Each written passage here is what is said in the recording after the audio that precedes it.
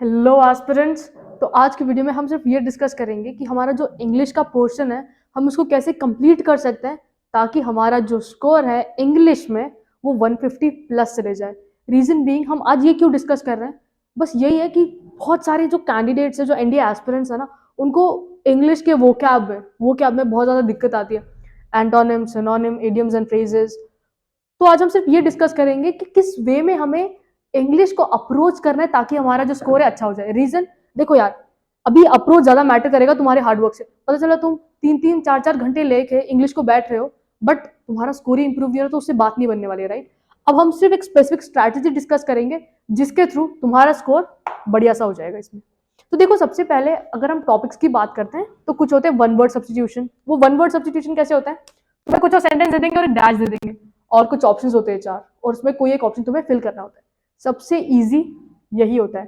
Reason, क्योंकि ये जो आता है ना, ये हमने ना 8th 9th में ही पढ़ लिया होता है, क्योंकि इसमें प्रीपोजिशन आ जाता है, तुम्हारा प्रोनाउन प्रोनाउन जो भी है ना उसी से रिलेटेड होता है। ये वर्ब क्या होगा क्या नहीं आएगा इसमें, ठीक है। तो ये तो बहुत ईजी होता है। अब आती ये सारी चीजों को किस वे में कितना टाइम देना चाहिए, कैसे प्रिपेयर करना है, ठीक है। सबसे पहले जंबल सेंटेंसेस को कैसे करेंगे। जंबल सेंटेंसेस में आई होप तुमको ये क्लियर होगा कि कैसे होता है। तुम्हें कोई भी 4 सेंटेंस देते हैं, फर्स्ट, सेकंड, थर्ड और फोर्थ, और बोलते हैं और एकदम इनका अरेंजमेंट एकदम ऊपर नीचे होता है। तो तुम हमें क्या करना होता है, हमें इनको एक स्पेसिफिक ऑर्डर में अरेंज करना होता है ताकि जो भी सेंटेंस बना वो एकदम मीनिंगफुल हो, राइट। तो देखो यार, ये चीज कब क्लियर होगी, जब तुम ज्यादा बुक्स के साथ टाइम स्पेंड करोगे, ज्यादा इंटरेक्शन रहेगा। तो ये दोनों चीज ना, जो हमारा जंबल सेंटेंसेस है और जो स्पॉटिंग द एरर्स है, वो तुम्हारा रीड करने से हो जाएगा। किससे हो जाएगा, रीड रीड रीड। जितना रीड करोगे ना उतना तुम्हें क्लैरिटी मिलेगा कि अच्छा इस चीज के बाद कौन सी चीज आएगी, इस चीज के बाद कौन सी चीज आएगी। तो मेक श्योर फर्स्ट चीज इज रीड रीड और रीड। अब ये जरूरी नहीं कि तुम कोई भी नोवेल उठा के इस टाइम पे पढ़ो। इस टाइम पे क्या कर सकते हो, कॉन्सेप्ट उठाओ, चीजें पढ़ो जो भी तुम्हारे एनडीए के सिलेबस से रिलेटेड है, वही तुम्हारे लिए सबसे ज्यादा हेल्पफुल करेगा। उसी चीज को तुम रीड रीड रीड करो। अब जंबल सेंटेंसेस के लिए तो रीड रीड रीड हो जाएगा, स्पॉटिंग द एरर्स के लिए भी रीड तो करना ही पड़ेगा, क्योंकि तभी तो आइडिया लगेगा ना यार कौन सी सेंटेंस में कब कौन सा वर्ड यूज होने वाला है।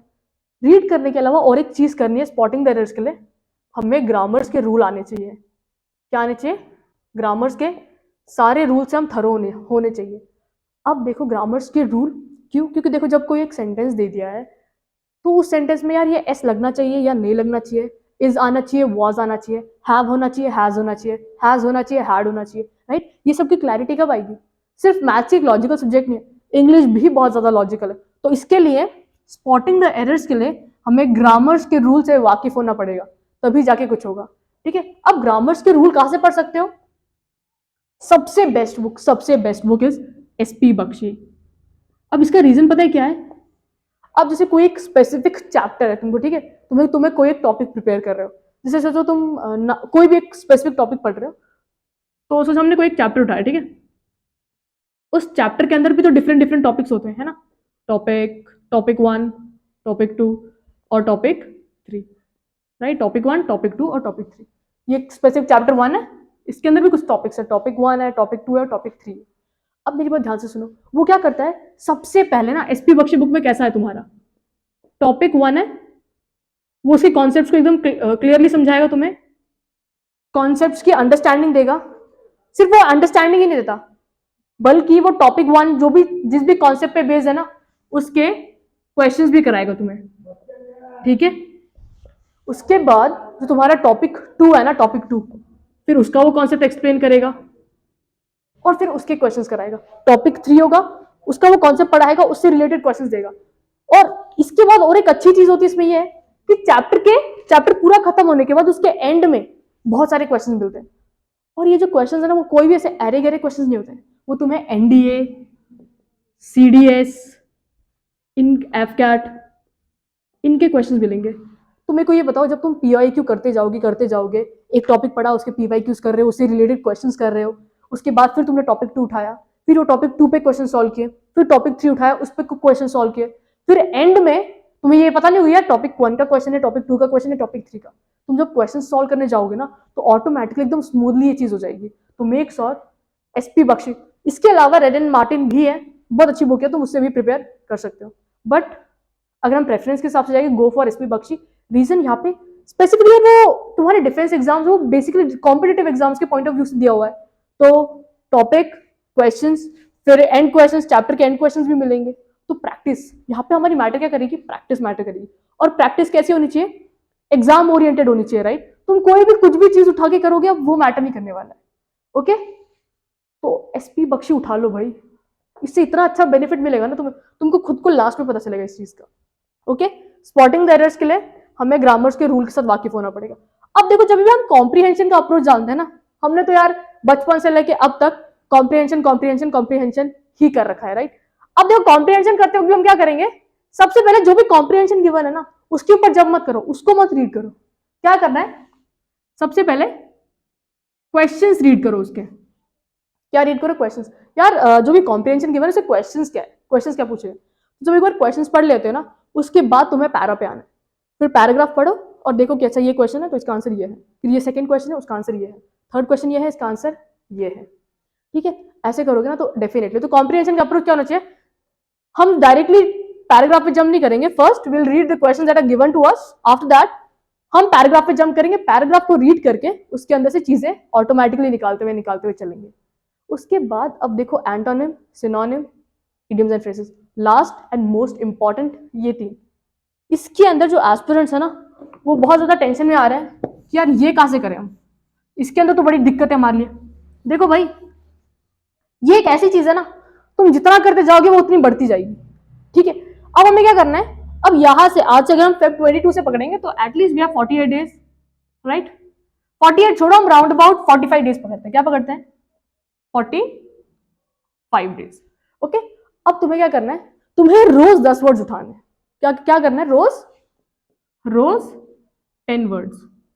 अब को जो भी 10 वर्ड्स उठाओगे उसके एंटोनिम निकालो, उसके सिनोनिम निकालो। क्या करो, एंटोनिम निकालो और सिनोनिम निकालो।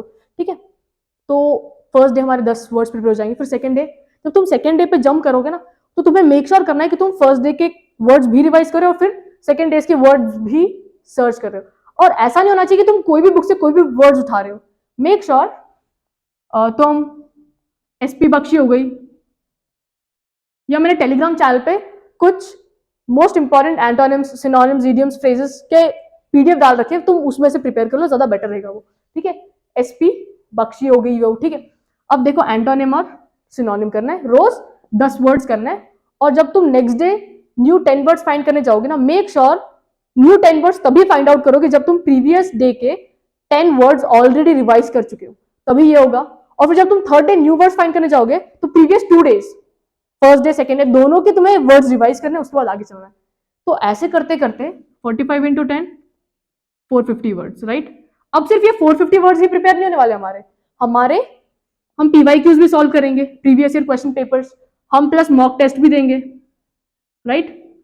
उसके अंदर से राउंड अबाउट तुम 200 टू 250 कर लोगे, तो इन टोटल हमारे वर्ड्स कितने प्रिपेयर हो जाएंगे, 600 प्लस।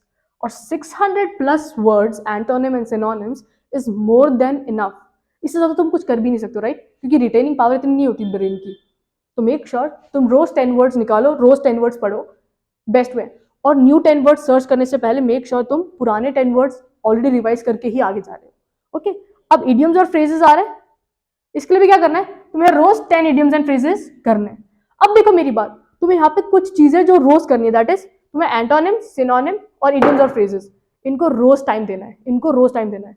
बट भले जो ये ऊपर के टॉपिक्स हैं, ऊपर के जो सब्जेक्ट है, रोज तुम कोई भी एक टॉपिक उठाओ, स्पेसिफिक टॉपिक उठाओ, उसमें क्वेश्चंस लगाओ, प्रीवियस ईयर क्वेश्चंस देखो कैसे पूछे गए, ऐसा करोगे तो ऑटोमेटिकली हो जाएगा। बट ये जो 3 चीजें है ना लास्ट की, ये रोज डेडिकेटली इसको टाइम डिवोट करो। डेडिकेशन के साथ होगा तभी ये क्लियर होने वाला है, वरना कुछ नहीं हो सकता हमारा। सो मेक श्योर डेडिकेशन के साथ ये तीनों चीजें हो।